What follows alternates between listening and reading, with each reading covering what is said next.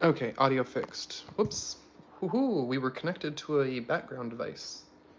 Weird, where is that device? Should be good now. That was strange. There it is. We were connected to my headset, which means that the battery in the charging case died. Whenever the charging case for this dies, if the light doesn't turn on when I open it, it means the case died and the headphones inside probably connecting. Okay, hopefully. Oh, let's not reconnect to the phone. Hold on. Okay, so let me plug these in so that doesn't auto-connect during the stream, because it does that sometimes. These pesky little things will try and reconnect. If it happens, yell at me.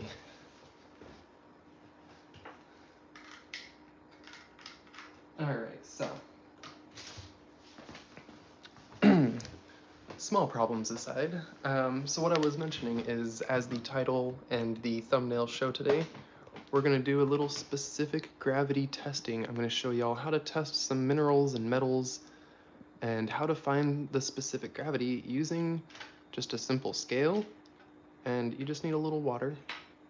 I got some little tiny containers of water here, and so the quick basics of it is, what you want to do is get yourself some thread. There's different types of thread people use, and honestly I just grabbed a little bit of, well, I would say sewing thread, technically it is. My jacket was coming apart, and the seam on one of my jackets totally came apart, and I started pulling the thread and it just started coming off.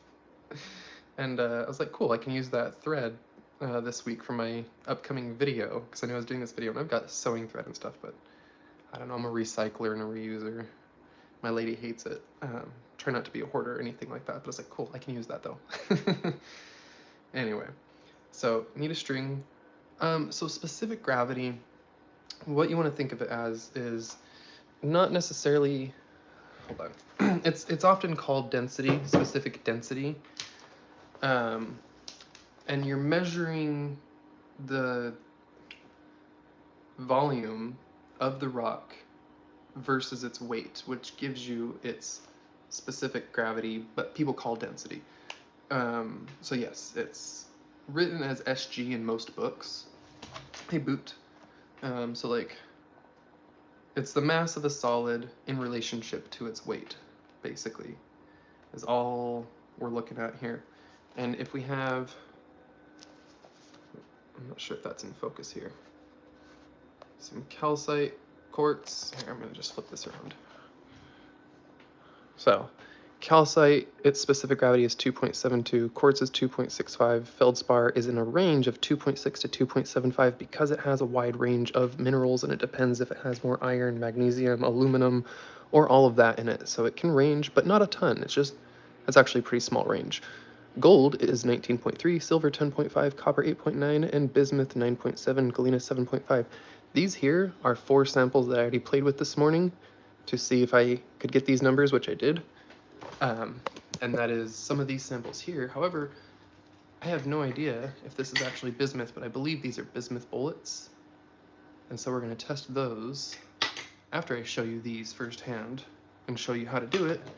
We'll then see if these are indeed bismuth. I don't remember, but the guy who made them for me, I believe he said he cast those with bismuth. So,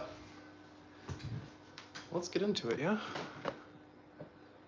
Gonna adjust the tripod here really quick, so give me a moment while the tripod moves around just a smidge.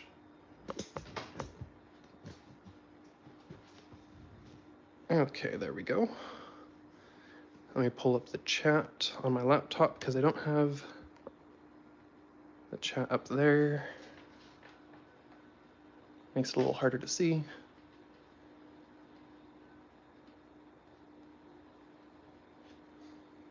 All right, who do we got? We got Boot, we got Jenny. All right, who do we got? We got Boot, we got Jenny. Ooh, that was not very much lag. Hello. Got Chaos. Hello, hello. Thought someone else was up there. All right. A couple people lurking, a couple people chatting. We'll also test this, which, I mean, just look at it, right? Piece of feldspar. Look at it, it looks like, oh, my brain's farting. Yeah, this is what we'd call orthoclase feldspar. Oh, there are two Jennies. Hey, two Jennies. We got Jenny Stone and Jenny J. Okay. Jenny S and Jenny J both hanging out. Hey. So yeah, here's a big chunk of feldspar. I'm going to just break it. In fact, where it's cracked right there, I might just break this piece off and we'll test that too. So, I don't have a piece of gold quite big enough to use, so we're going to test a little bit of silver here. This is some silver splatter from a friend who was doing some pours. He does like silver shot pour and makes crystalline silver. That's Vendetta Prospecting. Mike Vendetta. You can go check out Vendetta Prospecting on YouTube. He does gold pay dirt bags and stuff and has been doing a lot of silver stuff right now. Anyway, he did that, and he also made these a while back, where he cast these bullets, and I wasn't sure what they were. I thought they were silver, but they're not. And they tarnish differently, and I asked him a couple years ago, and I think he said they were bismuth. Oh, something fell out there. Oh, that might be a piece of silver. Huh, not sure where that just came from. You can go back in there. And then we've got some pieces of copper here, and then some quartz, and then some blue calcite. I was pretty sure it was calcite. I did a hardness test, and it came up as calcite. On the hardness, it looks like calcite, but it's blue. And there is blue calcite. I just had never had any. And this came out of the bag from Banshee Mining, the gold pay dirt bag I just did from Banshee. And when I ran the first little preliminary tests this morning, that came up on the dot, perfect for calcite in specific gravity. So, anyway, I kind of wrote this here just for the thumbnail. Hey there, Sky Warrior. Oh, let's not spill that water. So, a couple basics that I started to say and then got sidetracked is what you want to have is your scale. The more accurate, the better. This one does go to 0.001 grams, which is going to be best. You can do it with a 0.0, but the more digits, the better. The more accurate the scale, obviously, accuracy. You're going to want a piece of string. You do need a piece of string. You need something, some form of string. I just knocked over a little bin here. Every day, every stream, every live, something falls. That's what I get for being a mess. So you need your piece of string, you're gonna need a scale, and what you're gonna need is some container of water that will fit your samples fully submerged in it. So see, this will not be submerged below the water without touching the bottom. You do not want your sample, it cannot, not just do not want, you cannot have it touch the bottom. So, got a bigger piece here that when I suspend from a string can be hanging in the water and just be suspended in the middle of the water. You want to use distilled water, and you want it to be room temperature. You don't want hot water or cold water. So, distilled, room temperature, if possible. If not, it's okay, but tap water can have quite a few variations in it, and it can cause some inconsistencies. And then secondly, you're going to want, not secondly, last, I guess, because that was really third. We had scale, string, water, and your samples, obviously, whatever you want to test. But then you're going to want some reference guide, some sort of reference to look and know what the specific gravity of a mineral is. I mean, you can use Google, but if you have a book that's any sort of mineral book, you know, you can be like, oh, hey, look, okay, here's gold. Gold's specific gravity is 19.3. So, you just need a reference material to know what we're looking for. And for me, I use my book. Any one of my 2 mineral encyclopedias has those listed. If they don't have the mineral I'm looking for, hop on over to Google. Alrighty, so let's see. didn't play with the camera first and figure out how this is going to work best, but let's take another sip of my iced coffee here. I made a second coffee for this one.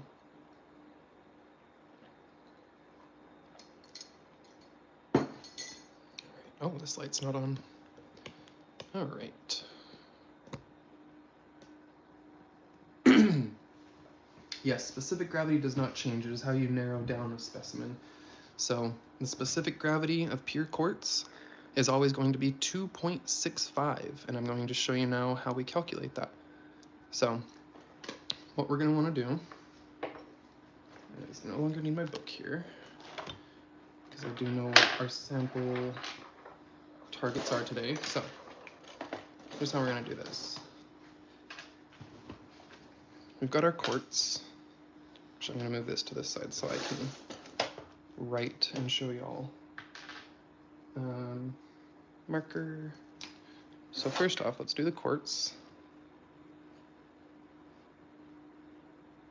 And the target we want to see here, what we want to see to confirm that it's quartz, is going to be a result of 2.65. And I'm going to show you how we are going to calculate that mathematically using our scale and a water and a string. So we take our piece of quartz here, which is a very nice piece of the Mount Ida quartz that we had. Really nice clear piece. You do want to avoid pieces that have holes in them and places where bubbles can get trapped, because any buoyancy and trapped bubbles is going to make your test inaccurate. An attached bubble to your sample will make it weigh less in the water when it's submerged. So for this first little piece of quartz here, what we've got is 2.075. Oh, whoops, hold on. I forgot something very, very important. We're working with pretty accurate numbers here. See how my scale's a little wobbly? I need to adjust the feet on it. I need to level it and check my little level gauge here. Looks good.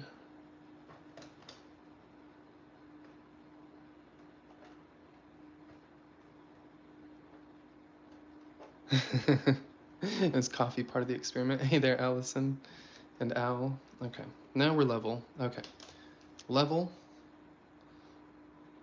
Always, even though it says 0.000, I still make sure to hit the tar. People say it differently. I think it's tear. I'm not sure. Not one I've looked up the pronunciation of. So we've got 2.075. In school, they make you weigh everything 3 times for accuracy. Part of the final, you had to weigh every sample 3 times. See, it's kind of 2.074 after I did the tear again. Again, we were going for high accuracy, so you kind of want as accurate as possible. But we'll do 2.075 because that's where it keeps landing the most. All right, so we have 2.075 grams of quartz. Now, what we're going to do is we're going to add water. The amount of water does not matter. You just don't want it to spill over. You don't want it to be too high to where you lose water and it spills over. So you just need water in a container that will fully submerge your sample.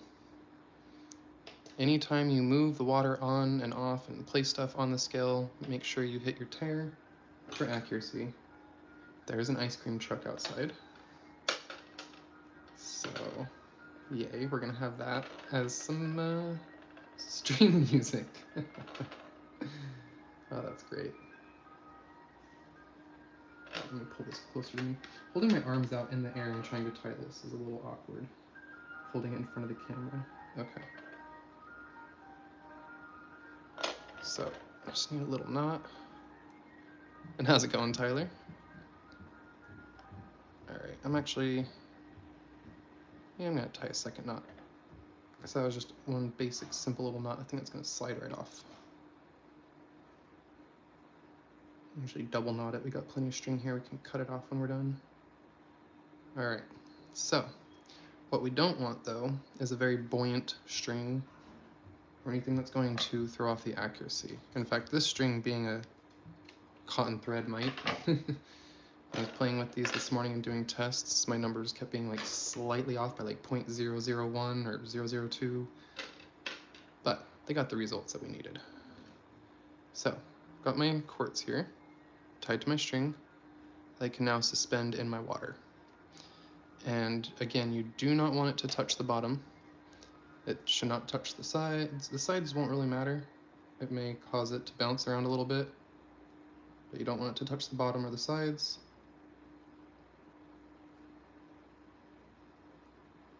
So we're seeing 0.778 is about 0.778, okay.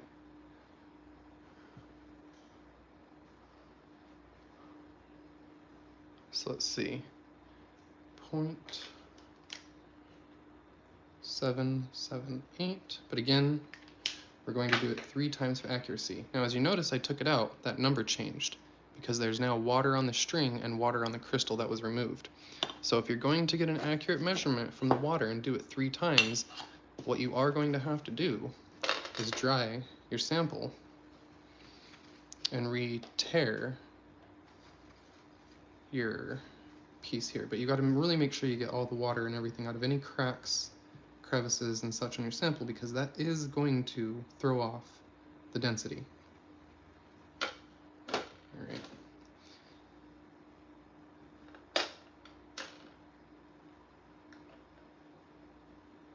Tying your knot here real quick, because that did slip off. I did not tie the first one very well.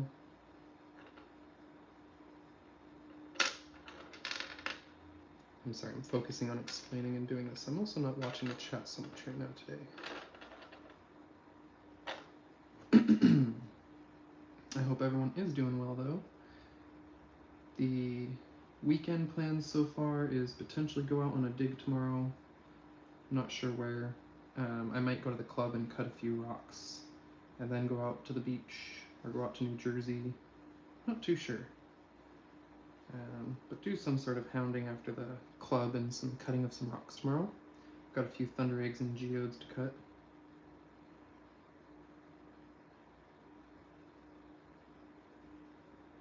Nope, that knot did not work. Dang it. I did. Okay. We're good. Cut off my excess string again. Gonna wait again. We're not gonna do this one 3 times. Not with the hassle it takes. Okay. So one more time here. It was a little hard. That's not a lot of room. It was kind of touching the bottom and sides. It kept bouncing around. So I'm gonna use my bigger one here. And we're gonna drop this. Oh, that's kind of. I was hoping it'd hang more up and down. There we go. Kind of.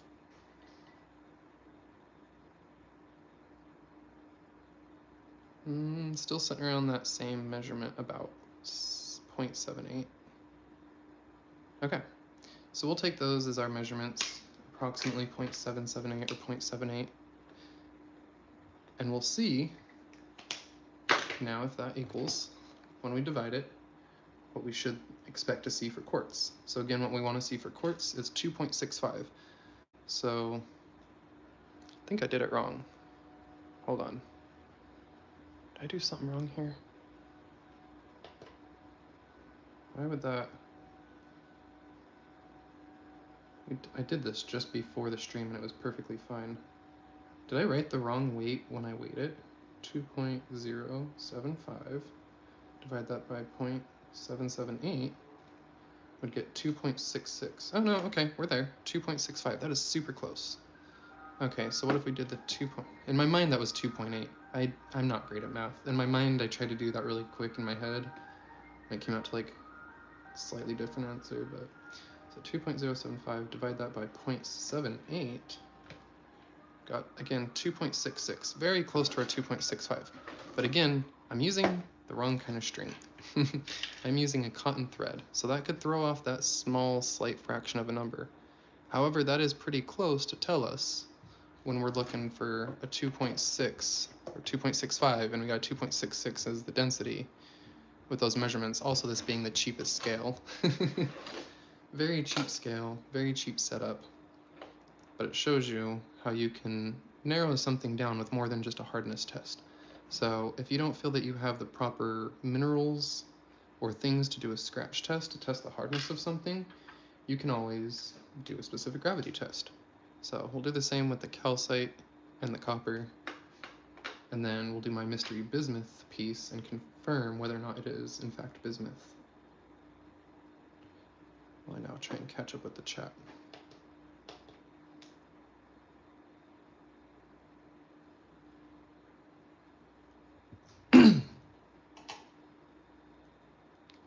.725. Oh yeah, so actually, really quick, hold on. Someone said something about wrenches. I should catch up with chat here a minute, see how y'all are doing. Ooh, 13 in chat now. Hi everyone.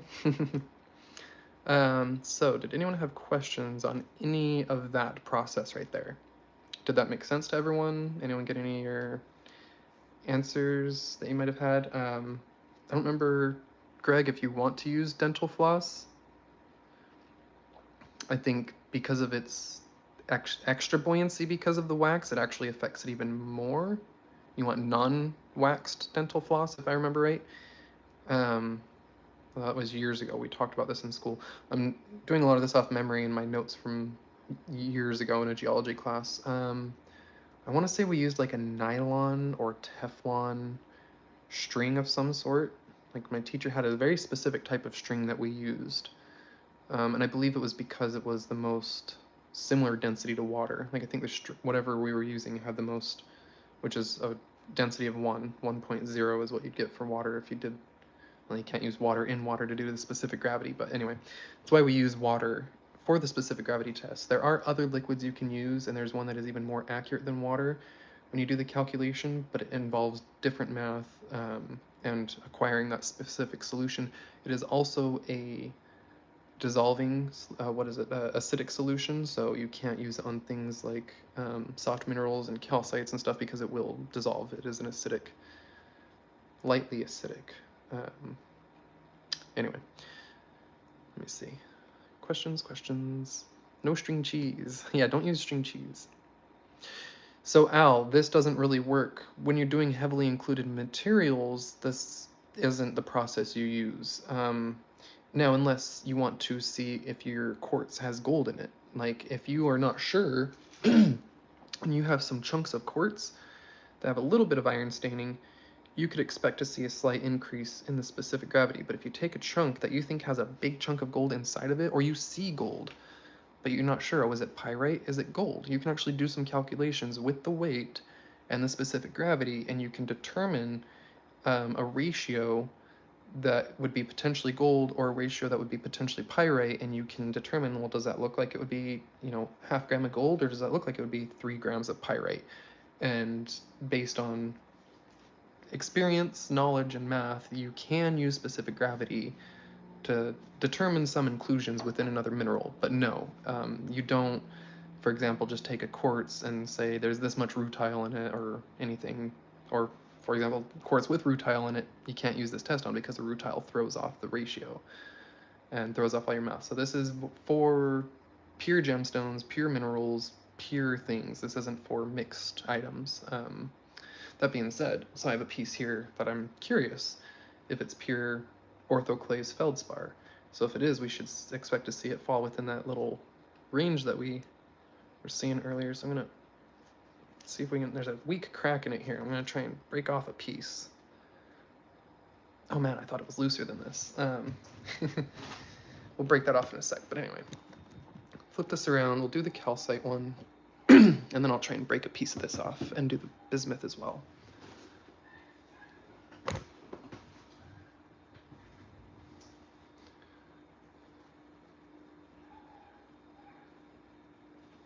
Yes, so the two different numbers are weigh it dry before you ever put it in water, which for our quartz was 2.075 grams.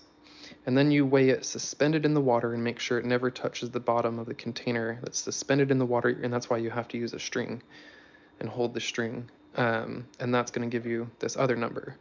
You want to try and record a few numbers and compare them and see how accurate it is. So if we had gone on the numbers I actually got this morning when I first tested the quartz, which also that string could have been saturated or something. I don't know. But when I first ran the quartz this morning, my weight on it after all 3 measurements was 2.074, not 5. But that number, I had gotten 2.655 as my result because I had gotten 0.78 or 0.779 or something, like a couple times in a row wet. But anyway, I got the 2.65 that you expect to see as quartz specific gravity. I got 2.655 was my result on my first test this morning. So the calcite we're about to do, when I tested this morning, was 3.727 grams. In the water was 1.36 grams. Divide those, got 272, which was perfect and exactly what we expect to see for calcite. So hoping to replicate that now, and again, scientific method is things need to be replicable. If you can't do it over and over, well then you just had a fluke once and it's not a scientific measurement. So let's see if we can't repeat that and prove that this is, or potentially prove that this is likely blue calcite.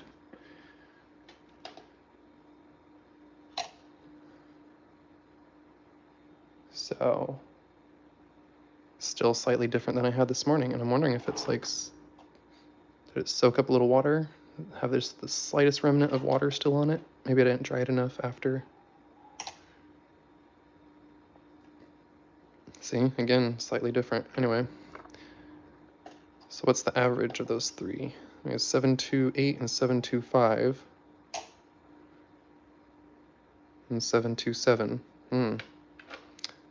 Well, I'm still gonna go with that because that's what my test this morning had. What you would technically do, so, okay. When we were in geology class, what you have to do, like I said, tear the scale, reset the scale every single time. The scales in that class are way more accurate. They go to 0.00001, I think. I might have added an extra 0, I'm not sure. But they are insane. They can measure, when you're measuring powders, like the powders in a pill, and there's like 2 little grains of powder, they can measure that difference. Like each grain of powder like tips that 0.00001 or whatever. It's crazy. Such a sensitive scale. To use those kind of scales, you have to actually have them in an enclosure that the air won't affect them, because a fly fart would throw that number off on that kind of scale. Like the smallest air current throws those numbers off. This kind of scale we're not looking at, unless I breathe directly on it, we're not going to have that issue. But so what you want to do usually is, especially the less accurate your scale, the more you want to follow this process. You're going to weigh your sample at least 3 times or more. But you, yeah, the fly fart. So, because my scale is cheap, Jenny Stone. So Jenny asks, for anyone watching and not checking the chat, Jenny asks, why are the weights so different? And that is because I have a very cheap scale. I got the cheapest one that money could buy that went to 0.001 grams. If I had spent about twice as much money, we might not have that kind of inconsistency. I've also heavily used this scale and overloaded it many times, taking it past its max weight, potentially causing damage to its calibration system. So it's been used and abused, and it's not a great scale. But that is why, so you want to do weight at least 3 times or more, but however many times you do it, just you have to keep track and write each of those down, and then what you're going to do is divide those numbers. You're going to add those numbers together and then divide them by the number of times that you did it. So say we had, let's actually just go ahead and do that. So let's say we had 3727, right? But then the other 2 were 728 was our first one, and then 725 was our second one. So that was the first, second, third measurement, right? What we're going to do is add each of those together and divide it by 3 to get the average.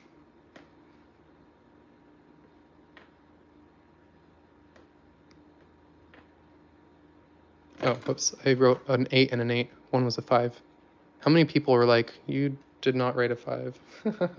Okay, so those were our 3, which that comes out to 11.18, but we're going to divide that by the 3. So that gives us 3.726 is our actual average there. So that's the number we're going to use. 3.726 would be our, average that we got. Our target that we want for calcite, as I said, is going to be 2.72.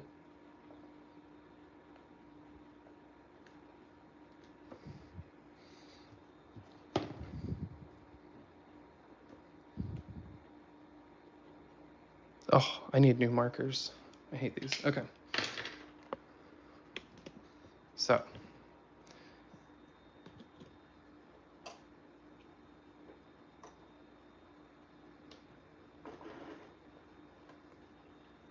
still balanced, still good. Okay. I gotta tie the string on this annoying little guy. The string is what gets me here. I should have actually, oh wait, no, I can't pre-tie him on the string because that would affect its dry weight. Never mind. I was gonna say I should have had all of them tied on a string before we started, but that wouldn't work. Take the time off the live to tie him up. Wait 2 seconds and I will check the chat here. I know I've missed a lot. Fly fart. Yep. Okay, I didn't miss a lot. Oh, the dry weight and string weight. So that's why you want to use the smallest string possible, and when you're suspending it in the fluid, you might get your numbers slightly off, but you want to use the right type of string.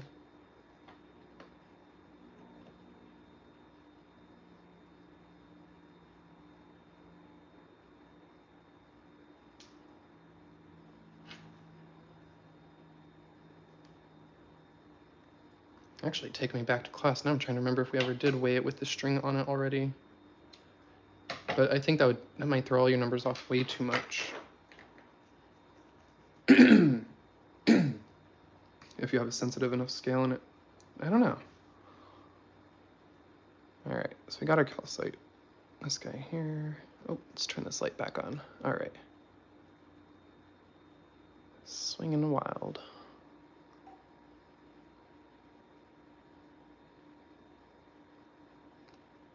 All right, so what are we going to call that? 1.36, 1.37?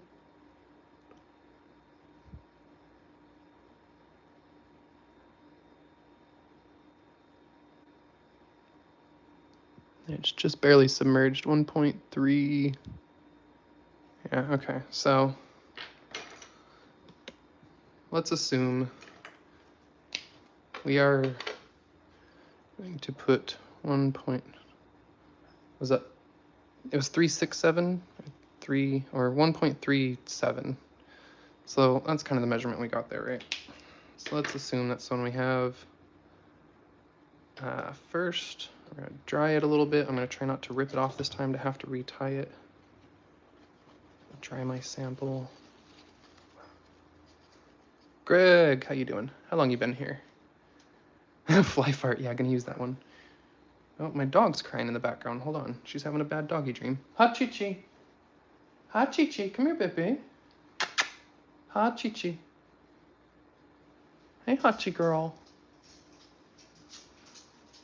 I could hear her whimpering in the background, having a bad dream, sorry. Hi, sweetheart. All right, so second weight attempt here.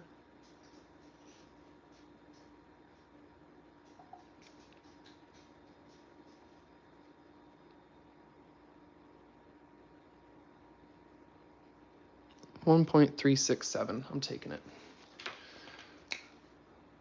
1.367. Okay, so let's play with those numbers. That should be what we want to see anyway. Remember to take the weight off of there. So our initial weight was 3.726 grams, and we're going to divide that by one of these numbers, or both of them. 1.37. It's going to give us 2.7197. Oh, if you round that 7 up, you get 2.72, which is what we want for calcite, 2.72. Let's just try that second number, 3.726 divided by 1.367. Ooh, 2.725. So that's why we do multiple weight measurements. You can do the averages, and you want to do multiples. But there we got our calcite at 2.72, confirming our specific gravity says that that is likely calcite. You can check and look through mineral lists and see what else would be in that range. But would that mineral also be blue, have this same cleavage? And cleavage is the angular shapes that it takes when it breaks, the structure to it.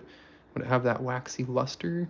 Would it have the hardness when it scratches? I mean, look. Calcite scratches with quartz easily. That was like no pressure effort. It just boop, dug right in. Even the really light scratch just. So, all sorts of tests we can do, coupled with our hardness tests. So, let's go ahead and do, we're going to skip the copper for now because I'm really curious. I want to know about the bismuth bullets. So I've got 2 of these, and I believe they are bismuth. Being that they're a little porous, I hope they don't hold on to bubbles there. Oh, look at that pattern. Oh yeah, that is, I'm pretty sure that's bismuth. Okay. I'm about 90-something per sure, 90-something% sure that these were bismuth is what he told me. Yeah, the copper nugs. Got a few copper nuglets. And this one I tested this morning, and even though it has some sandy inclusions, I got a pretty accurate number. It was slightly off because it does have silicate sand inclusions.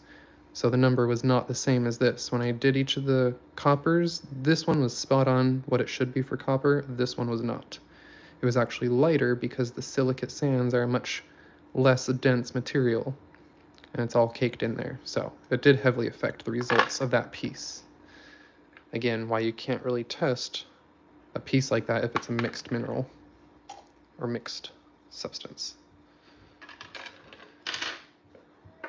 All right, so this one we're doing for the first time together. So we're gonna do bismuth question mark bullet we know. So 13.097.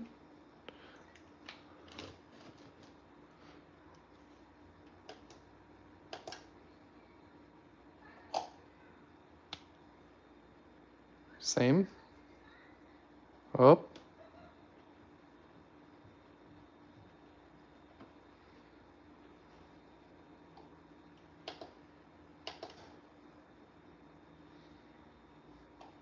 You want to try and move around as little as possible, obviously. All right, that's going to drop the average.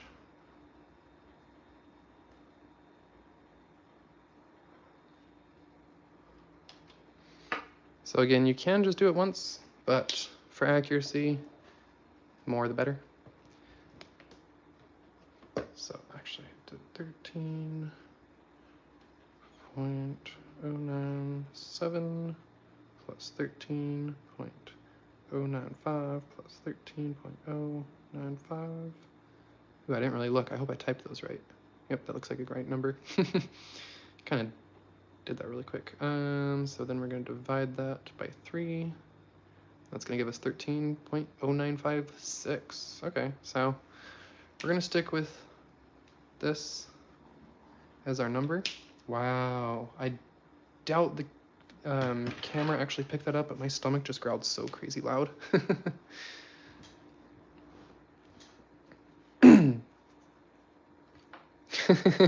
Kind of, yeah. No, it is a touchy scale. When my room's shaking or anything, it definitely throws it off.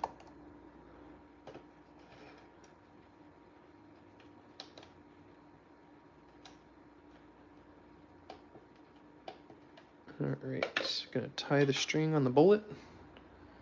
Scroll back up in the chat.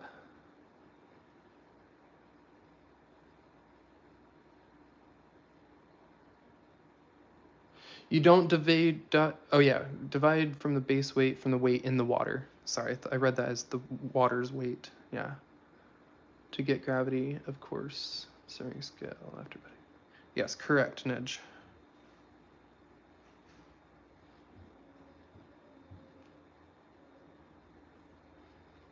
I may also write out the steps in the description, or I'll actually just do a short video later explaining all this in a short, like not a YouTube short, like a 5-minute video, 5 to 10-minute YouTube video maybe.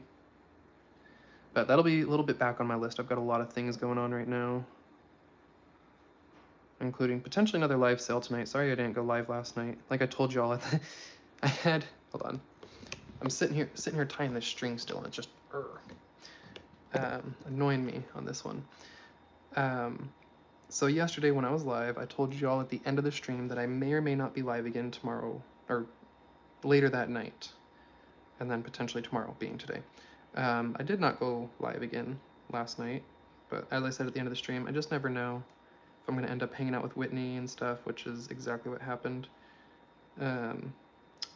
There's a show we like to watch, and the night before we got really, really sucked into it.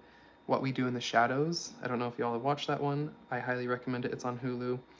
If you enjoy The Office or mockumentary style shows, or have seen, they have a movie too. The movie's good, the show's better, but What We Do in the Shadows is filmed in the Office style mockumentary, fake documentary, but it's vampires, following around vampires living in Staten Island, and it's redonkulous. Absolutely redonkulous. Not for kids.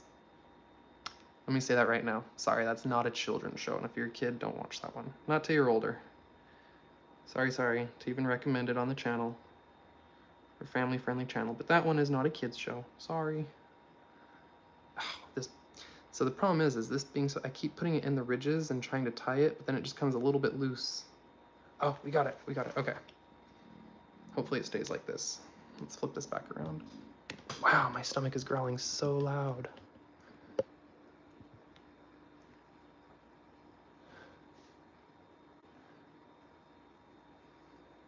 So, a tiny plastic basket on the end of it? No, plastic would totally throw off the number. Plastic would really, really throw off your water weight number. So Jenny, what's happening, and here's the crazy part, ready?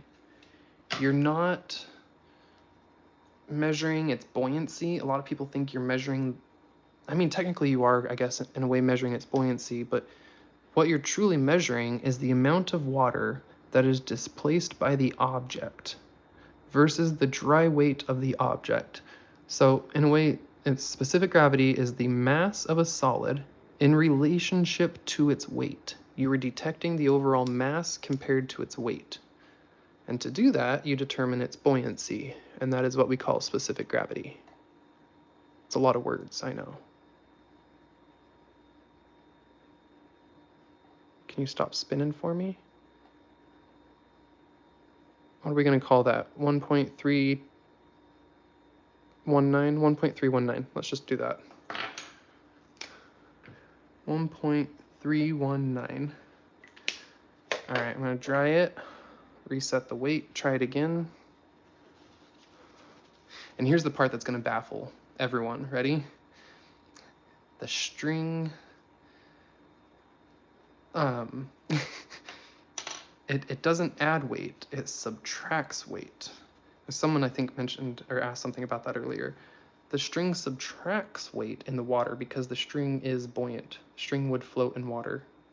So being attached to it as little string as possible, because it does change the, oh, whoops, did I not reset the weight? Hold on, I don't think I reset the weight there, did I? Dang it.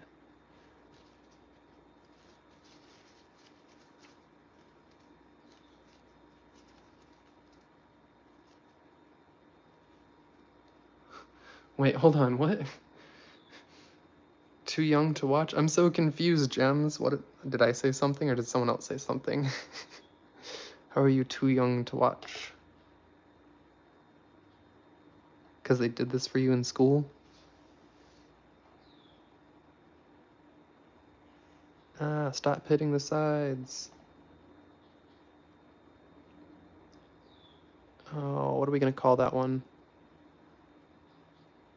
1.3... Oh my gosh, hold on. Let me hold still. I think that string is now really soaking up water.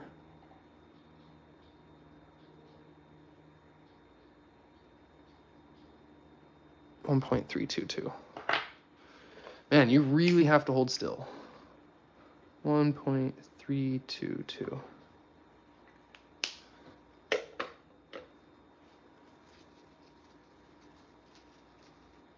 Do one more for good measure. I've never done this one. Oh, Neji, yes. There are other methods people use for faceted stones. Oh, not, oh, the show. Oh my gosh. I get you, Gems. You're funny. No, What We Do in the Shadows is a hilarious show. But it has very adult humor. Yes. Okay. I forgot I was talking about the TV show. I was like, how are you not old enough, Gems? Old enough for geology? Everyone's old enough for geology. Oops. 1.312 is what we get this time. Is there an air bubble stuck on it? Oh. Oh, now I messed with it. I pulled water out that dripped out too. Anyway, 1.312 is what we had there. 1.312 is pretty stable with that number there. Man, that is an ugly 2. Okay. So, let's go ahead, pull our averages. Oh, hey, PBR. How you doing?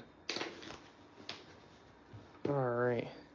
So let's see if we've got bismuth here. Oh, right. So our target for bismuth, what we want to see for bismuth, let me check my notes here, is 9.7. Oh, this is one that has a range, and so it depends on its purity.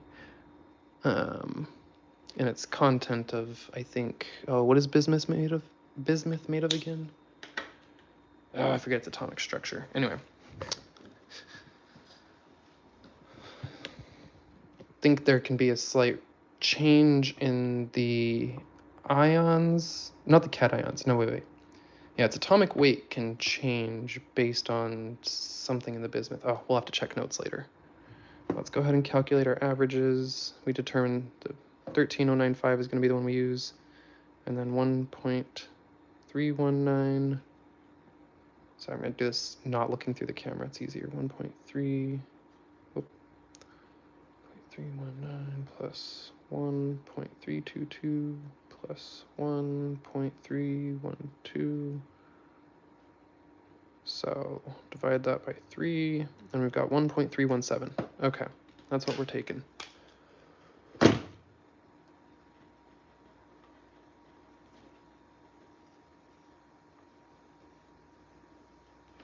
Divide those and see if we don't get in there.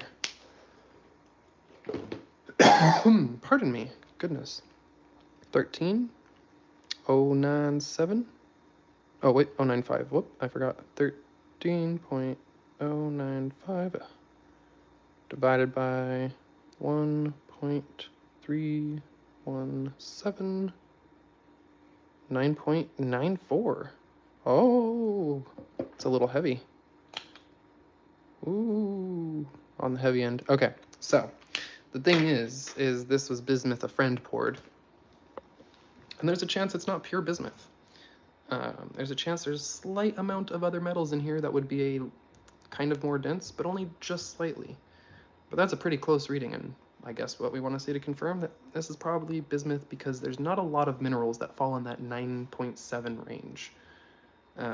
When I do check my books, like that 9.7 range is, I don't think, so galena is 7.58, silver's 10.5, copper's 8.9, gold is 19.3. A little dyslexic moment there.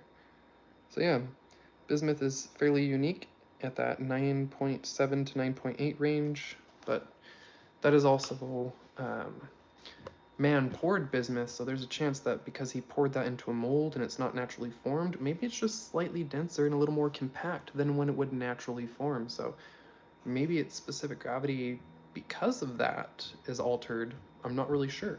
That could just be a fluke. It could be that there's an extra mineral included in it, but overall, I'm going to call that a win and say that we confirm that that one's bismuth.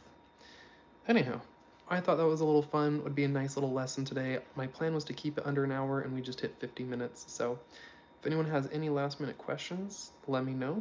Otherwise, let's look at a little bit of the silver I was going to play with.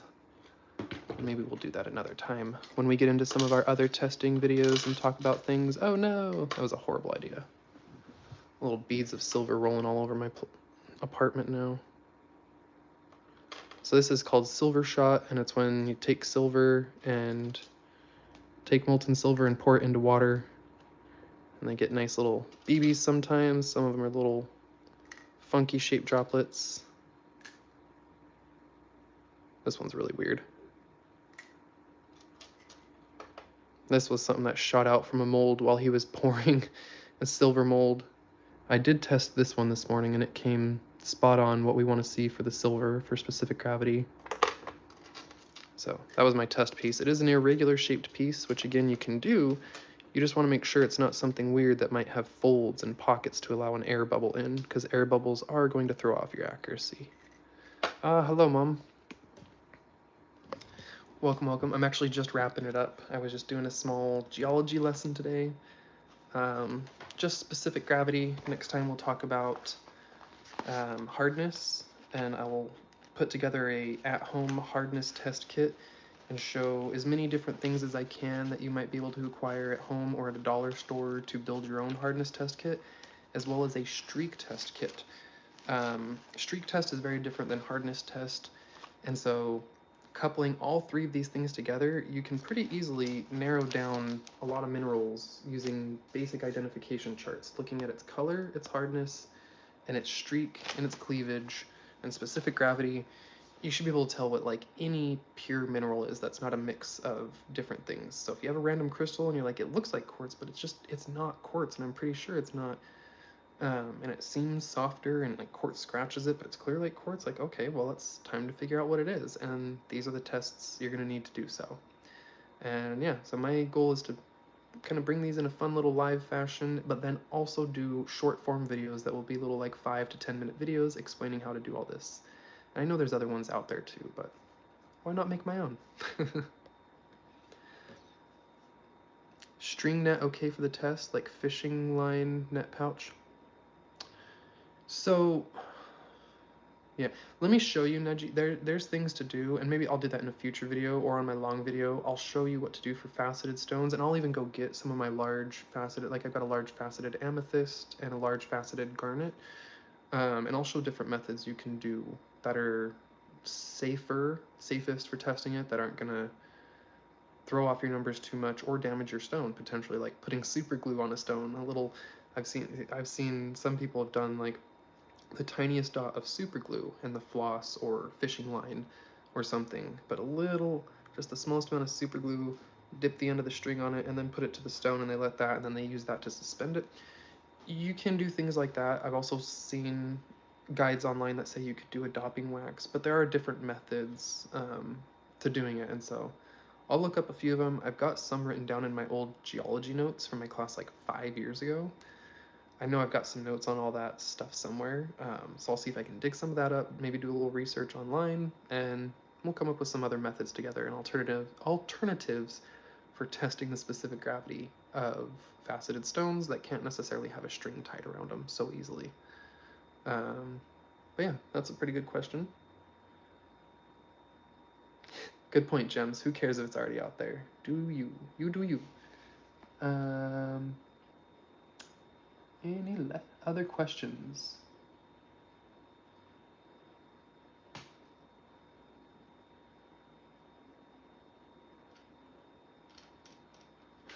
Yes. Jenny, I was holding the string. A nice, accurate way to do it is if you would have a separate setup and a rig that the string would be hanging from, and just the right level, that it's hanging in the fluid and your hand is not moving around. That would be a much more accurate setup, most definitely. And if you can do that at home with some simple dowels and have a little setup that your thing is down there, just you can't have this suspended on the jar itself, because that will put the full weight of this and the stone on top of the water jar. So this can't be suspended resting on top of your water jar with that in there. But if you had a separate rig not touching the scale up to the side and had your string hanging from there into that, that would work absolutely perfectly, yes. Um, so that was a good one. I missed that, Jenny, and that is definitely a good little thing to touch on. So hopefully I didn't lose you and you were still hanging out and caught that. Yeah. Use a small ladle. Yeah, so there's yeah, I'll get into that and show you. Maybe even I'll share the link with you, Nedge, that I have. It's the International Gemological Institute, or no? I don't know. There's a couple links I have saved around, and some of them have some great guides as to what you can use and what those items' specific gravity are. So, say you do have an item you want to use, like an aluminum, like he said, and you calculate its exact specific gravity and weight, and then you're using that to put your stone in, you can subtract that from your stone if you don't mind doing a little extra math. That's totally possible. Not only that, weights do vary at sea level and non-sea level. Not something a lot of people think about. There are also gravitational anomalies around the planet. Yes, you might not think that, but you could be at the same sea level as me here in New York, and you're out somewhere in the desert, but because of the magma and the iron and the stuff in the core under you, your weight is actually different. I could be here in New York, but then go to that spot, and even if I instantaneously transfer there, right, and then weighed myself, that weight would be very slightly different. And that's a whole other subject for another day, is gravitational anomalies. People love getting into that. The pseudoscience community touches on it a lot, but so does the actual geological community science, because it is a real thing and it is not just a pseudoscience. Gravitational anomalies can be used to calculate where large amounts of groundwater or certain minerals are. So, yeah, that's a whole other thing for another day. Gravitational anomalies. Look forward to that one. But yeah, I will see y'all later. Catch maybe tonight for another live sale. I'm still set up and ready to go. I've got open boxes from everyone yesterday, and we'll do some more crystals, slabs, and rough, and all that cool stuff. And I did find another box of pet wood, so more people were looking for petrified wood. I found another box tucked away. So I'll see y'all tonight. Have a good one.